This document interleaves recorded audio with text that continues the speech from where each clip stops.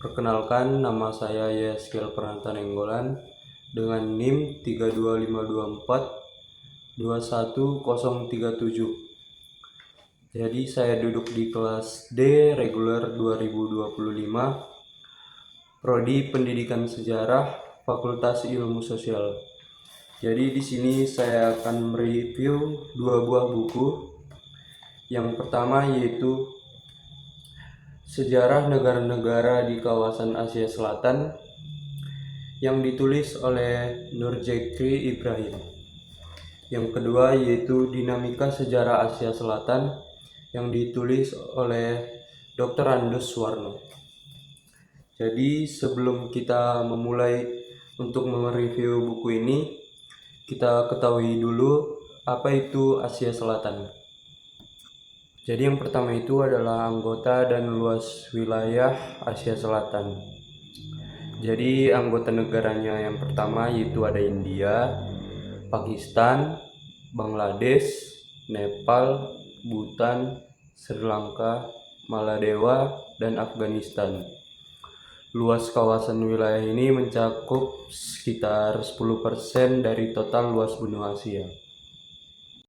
Nah, yang kedua itu demografi dan kepadatan penduduk. Populasi global Asia Selatan adalah rumah bagi sekitar seperempat dari seluruh populasi di dunia. Jumlah manusia yang tinggal di Asia Selatan sekitar 1,8 miliar jiwa. Ini adalah salah satu kawasan terpadat penduduknya di dunia, dengan kepadatan rata-rata sekitar 7 kali lipat dari rata-rata dunia. Nah, yang ketiga itu geografi yang ekstrim. Puncak tertinggi kawasan ini adalah pegunungan Himalaya yang merupakan rumah bagi puncak tertinggi di dunia, seperti Gunung Everest yang tingginya 8.848 meter di atas permukaan laut, yang terletak di perbatasan Nepal dan Tiongkok. Nah, untuk dataran terendah yaitu Maladewa, dikenal sebagai negara dengan dataran paling rendah dan paling datar di dunia, membuatnya sangat rentan terhadap kenaikan air laut. Selanjutnya yaitu sistem sungai. Kawasan ini dialiri oleh sungai-sungai rekayasa yang penting secara historis dan ekonomis, seperti Sungai Gangga, Indus, Brahmaputra, yang menciptakan dataran subur. Selanjutnya iklim monsun. Iklim di sebagian besar Asia Selatan didominasi oleh monsun, angin musiman yang membawa hujan lebat pada musim panas, yang vital untuk pertanian. Nah, yang kelima itu adalah warisan dan budaya sejarah. Pada peradaban kuno, kawasan ini merupakan peradaban lembah Sungai Indus sekitar 2500 sebelum Masehi, yang menjadi salah satu peradaban dengan perkotaan terbesar. Selanjutnya, keajaiban dunia. Asia Selatan memiliki banyak situs bersejarah yang menakjubkan, termasuk Taj Mahal di India, yang menjadi salah satu dari 7 keajaiban dunia baru yang dibangun oleh Kekaisaran Mughal. Selanjutnya yaitu kuliner. Masakan Asia Selatan sangat beragam dan dikenal banyak dunia, ditandai dengan penggunaan rempah-rempah yang kaya seperti dalam kari India dan berbagai jenis roti seperti naan dan roti. Nah, sekian dari fakta-fakta tentang Asia Selatan. Sekarang kita lanjut ke topik utama, yakni kedua buku ini. Buku yang pertama kita review adalah buku Dinamika Sejarah Asia Selatan yang ditulis oleh Dr. Andus Suwarno MSI. Fokus judul ini yaitu menekankan pada perkembangan dan perubahan sejarah dinamika kawasan. Untuk pembahasan buku ini memberikan gambaran sejarah Asia Selatan secara kronologis, mulai dari peradaban kuno hingga periode modern seperti isu-isu kontemporer. Untuk tahun terbit buku ini yaitu edisi awal 2013, tahun dapat bervariasi tergantung cetakan. Untuk gaya penulisannya yaitu cenderung menyajikan sejarah dalam rangka perkembangan, peradaban, dan faktor-faktor perubahan. Nah, untuk ciri khas covernya yaitu peta Asia Selatan yang lebih dominan dengan patung singa India yang di bagian bawah. Nah, kita masuk ke dalam buku pada tampilan daftar isi. Yang bab pertama itu geografi kawasan Asia Selatan. Jadi di bab 1 ini menjelaskan tentang istilah geografi, pembagian wilayah, demografi, bahasa, dan sumber-sumber sejarah untuk studi India kuno. Nah, yang bab kedua itu pembagian mandala budaya India, yang dimana membahas konsep 4 mandala budaya di India, latar belakang etnologis, dan asal-usul bangsa India yang berbahasa Arya. Nah, pada bab yang keempat itu merupakan kebudayaan Arya pada masa Weda, yang dimana mencangkup periode Weda, periode agama Buddha, dan periode selanjutnya. Lanjut pada bab yang kelima yaitu kerajaan Magadha dan hubungan dengan dunia barat, yang dimana membahas kerajaan-kerajaan awal yang kuat seperti dinasti Susunaga, Nanda, Maurya, Sunga, dan Kanwa. Masuk ke bab yang ketujuh yaitu integrasi di bawah dinasti Gupta dan Harsha, yang dimana di bab ini menjelaskan masa keemasan India, pemerintahan Raja Harsha Perdana, dan catatan dari penjelajah Tiongkok seperti rekaman musafir Cina. Selanjutnya bab yang ketujuh yaitu kerajaan-kerajaan di kawasan Asia Selatan, yang dimana di bab ini menjelaskan atau membahas sejarah 3 kerajaan di India Selatan, yakni dinasti Pallava, Chalukya, dan Chola. Pada bab yang ke-10 yaitu Sultan-Sultan Delhi, yang dimana membahas periode Kesultanan Delhi yang didirikan oleh berbagai dinasti termasuk dinasti Budak, Khilji, Taklak, Sayyid, dan Lodhi. Masuk pada bab yang ke-11 yaitu integrasi di bawah Imperium Mughal, yang dimana di bab ini menjelaskan kekuasaan Imperium Mughal dari pendirinya Babur hingga kaisar-kaisar besar seperti Akbar, Jahangir, Shah Jahan, Aurangzeb, dan periode integrasinya. Bab yang ke-12 yaitu dari kolonialisme Inggris menuju pergerakan kebangsaan India, yang dimana berfokus pada kolonialisme Inggris, dampaknya, dan timbulnya gerakan kebangsaan kemerdekaan. Masuk ke bab yang ke-13 yaitu perkembangan nasionalisme India sampai tercapainya kemerdekaan.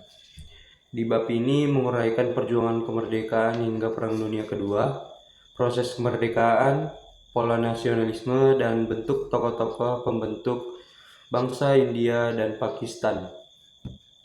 Masuk ke bab yang ke-13 yaitu perkembangan nasionalisme India sampai tercapainya kemerdekaan.